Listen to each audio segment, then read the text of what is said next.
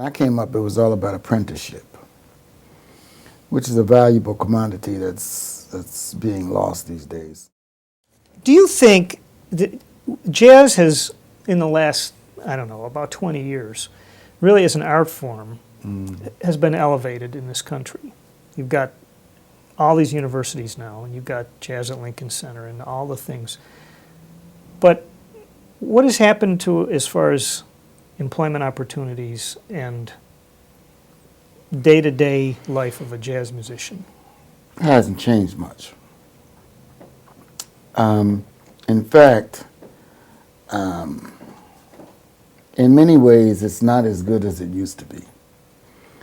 Because I don't agree that jazz has been elevated. First of all, you know, I was looking at, there's this tech station on TV that has 24 hours of modern technology, you know, all of the new stuff that's coming out with computers and how it's, you know, being used in all of the different genres. And they now have a way of notating in the rap genre. They now have a way of notating. They got a music program that notates,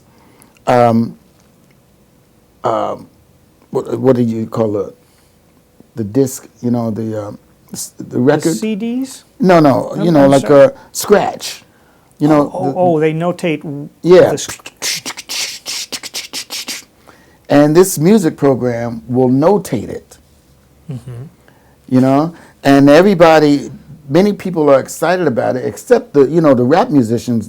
You know, they're excited about it, but the intellectuals are excited about it because now it seems to give some credence to rap. And one guy says, as though the music has to be, you know, has to be documented, or now since you can put something on paper, then it's valid. Right. Well, you know, whether you like rap or not, that's not the point. The point is that what validates this music is the allowance in society and by the powers that be to let the music flourish. And in many ways, that's being suppressed. You look at the festivals over the last 10 years, everything now has to have some kind of concept. And more, you look at festivals year in and year out, and everything is a tribute. The music of. Yeah, the somebody. music of. Now, I never heard Louis Armstrong do a tribute to anybody. His great tribute was to carry the music on. When you listen to Louis Armstrong, you heard those who preceded him.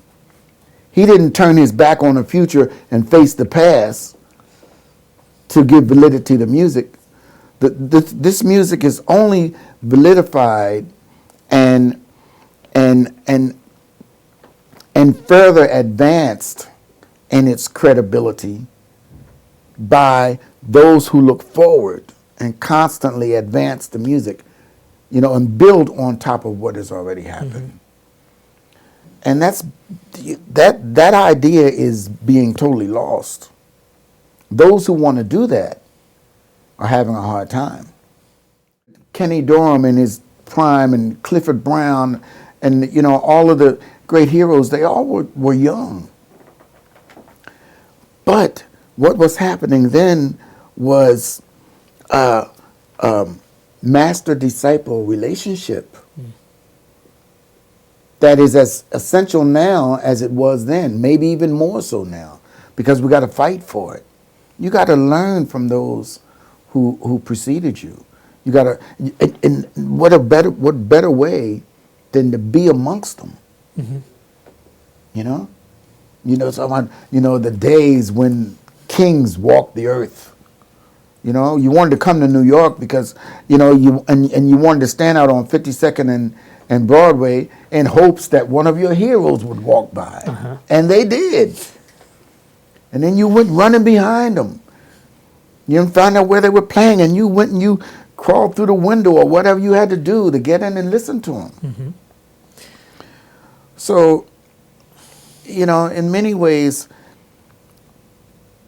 the music, you know, and you can't even say that it's more popular now. Okay, it's being used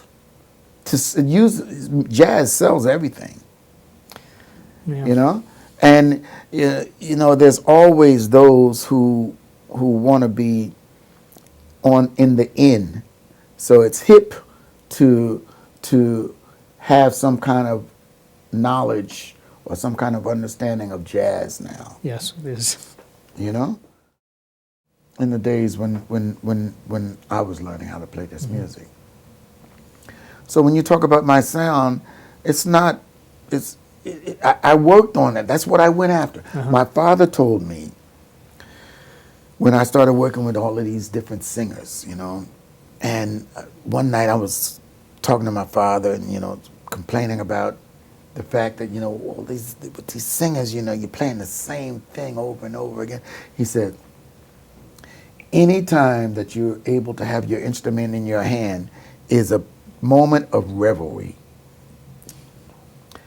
And he said, if your responsibility tonight is to do nothing but play one whole note C, play it better tonight than you played it last night, with the resolve that you'll play it better tomorrow than you play it tonight.